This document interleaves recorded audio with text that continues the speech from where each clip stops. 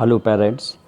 UKG के English syllabus के अनुसार एक वर्कशीट मैंने यहाँ पर बनाई है और यदि आप उस वर्कशीट के माध्यम से चाहें तो अपने बच्चे को घर पे भी बैठ कर के बहुत अच्छी प्रैक्टिस करा सकते हैं, क्योंकि उसकी पढ़ाई का व्यवधान तो है ही और अभी लगभग 1 महीने का और अभी समय लग जाएगा जब तक स्कूल खुलेंगे।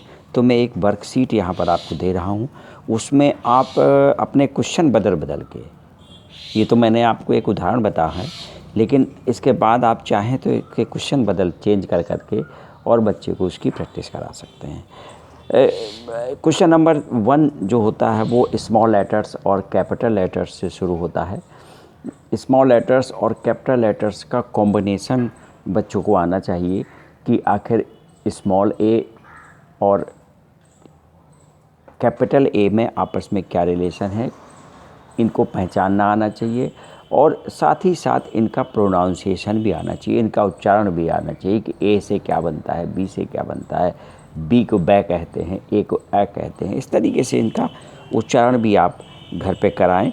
और ये क्वेश्चन जो पहला है, ए को ए के साथ मिलाना और डी को डी के साथ मिलाना, ई को ई से साथ मिलाना। बच्चा जब लगातार ऐसे मिलाएगा तो उसको कैपिटल लेटर्स और स्मॉल लेटर्स का कॉम्बिनेशन उसको मालूम हो जाएगा।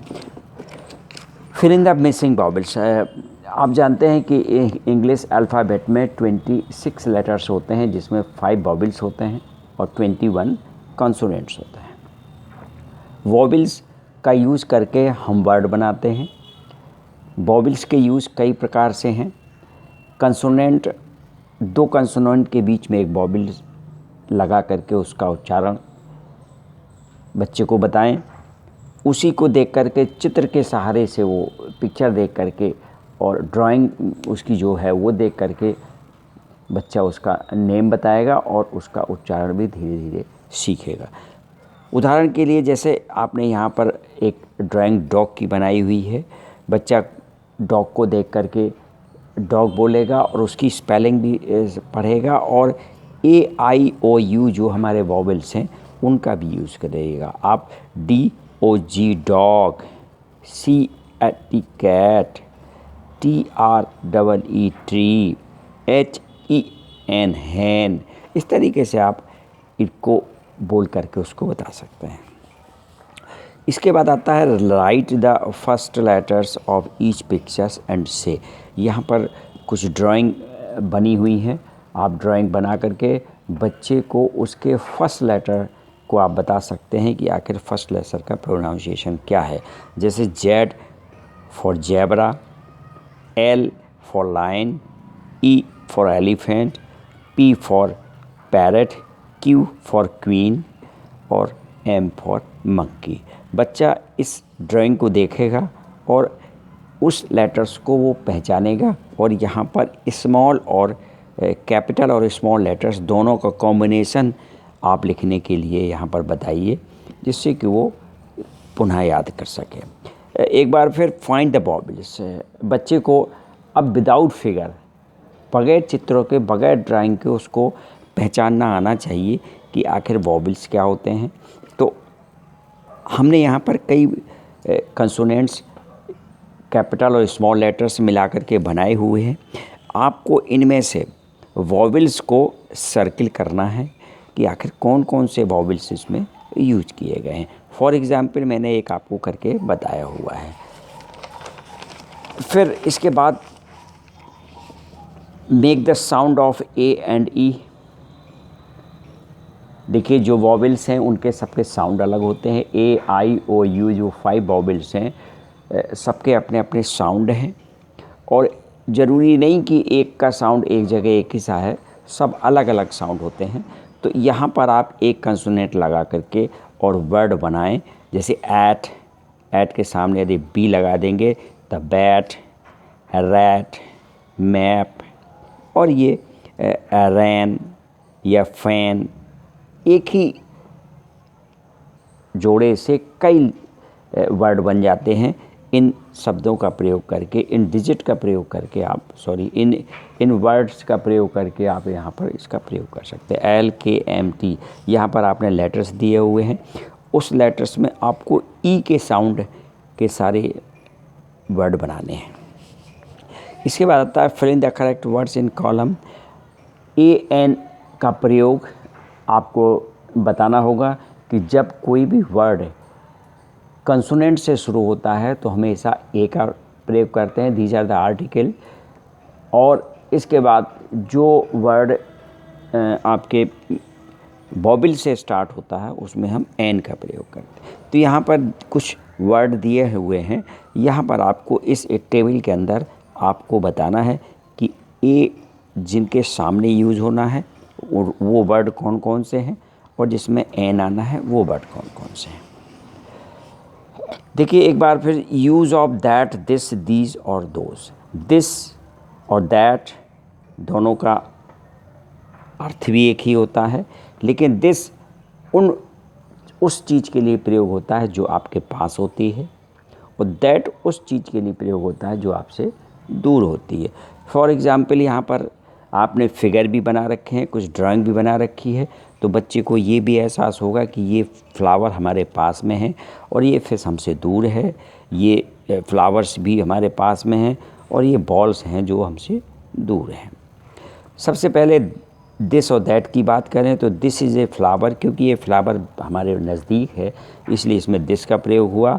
और दैट इज़ ए फिश, वह एक मछली है, तो जो दूर होती है उसको वह दैट से प्रयोग करते हैं। उसी क्रम में यदि एक से अधिक वस्तुएं हमारे पास हैं, अर्थात प्लूरल नंबर ऑफ ऑब्जेक्ट्स हैं, तो हम उनके लिए दीज का प्रयोग करते हैं। यदि वो हमारे पास में है तो दीज आर फ्लावर्स, यदि वो हमसे दूर हैं तो दोज आर फ्लावर्स। इस तरीके से आप ड्राइंग बना करके बच्चे को इस चीज़ का जानकारी दे सकते हैं कि आखिर दूर के लिए कब क्या प्रयोग होता है और नज़दीक के लिए क्या प्रयोग होता है।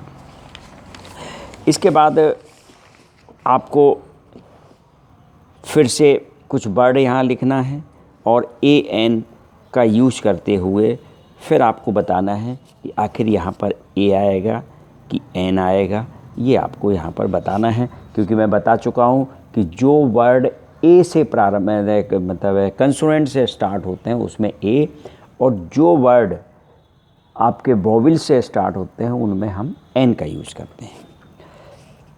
इसके बाद कुछ रैमिंग वर्ड हैं, अर्थात जिनका प्रोनाउंसिएशन एक सा होता है, जिनका उच्चारण सेम होता है, जैसे गन, कैट, पैन, रेन।